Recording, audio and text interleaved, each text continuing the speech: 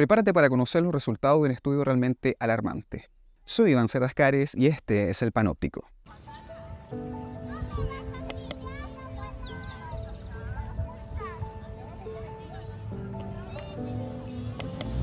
Recientemente un estudio publicado en la prestigiosa revista The Lancet Planetary Health aborda la preocupante conexión entre la contaminación al aire por partículas finas MP2.5, la resistencia de antibióticos a nivel global. La contaminación del aire afecta nuestra capacidad para tratar infecciones con antibióticos. Las partículas MP2.5, esas diminutas partículas contaminantes con un diámetro menor a 2.5 micras, tienen la capacidad de penetrar profundamente en nuestros pulmones.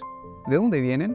Principalmente de la quema de combustibles fósiles, emisiones vehiculares y actividades industriales e incendios forestales. Se descubrió que por cada pequeño aumento de la contaminación del aire de 1 microgramo por metro cúbico, la capacidad de nuestro cuerpo para lidiar con esos antibióticos podría volverse un poco más débil. Esto quiere decir que a medida que la contaminación del aire aumenta, parece que nuestra resistencia a los antibióticos también puede disminuir.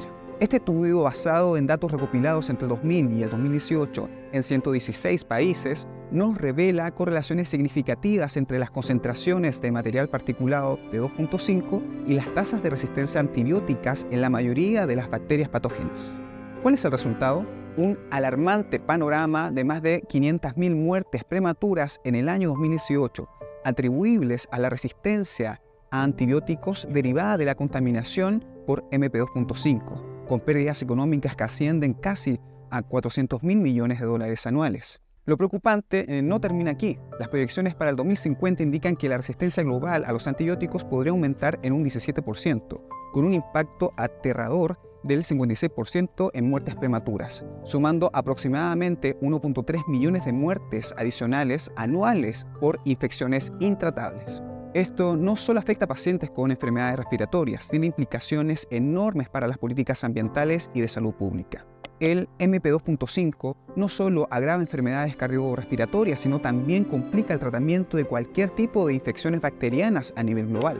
Los autores mencionan que previamente se habían reportado estudios sobre la presencia de genes y bacterias resistentes a antibióticos al MP2.5. Sin embargo, no habían análisis cuantitativos del efecto del MP2.5 en las tendencias clínicas de resistencia antibiótica observadas en patógenos humanos. Es por ello que este artículo ofrece una perspectiva novedosa sobre un factor ambiental que podría estar impulsando el grave problema de la resistencia a nivel mundial y que merece mayor investigación. Es crucial que los gobiernos actúen con urgencia para abordar la contaminación del aire y las partículas MP2.5. No solo sería un complemento a los esfuerzos actuales para reducir las emisiones de CO2, sino que también enfrentaría la creciente amenaza de infecciones intratables en todo el mundo. Este estudio tiene implicaciones muy preocupantes para las megaciudades con niveles extremadamente altos de contaminación por material particulado fino, como Santiago de Chile, Ciudad de México, Shanghái o Nueva Delhi, donde las concentraciones promedios anuales llegan a sobrepasar en 5 o 6 veces los límites de las recomendaciones por la OMS.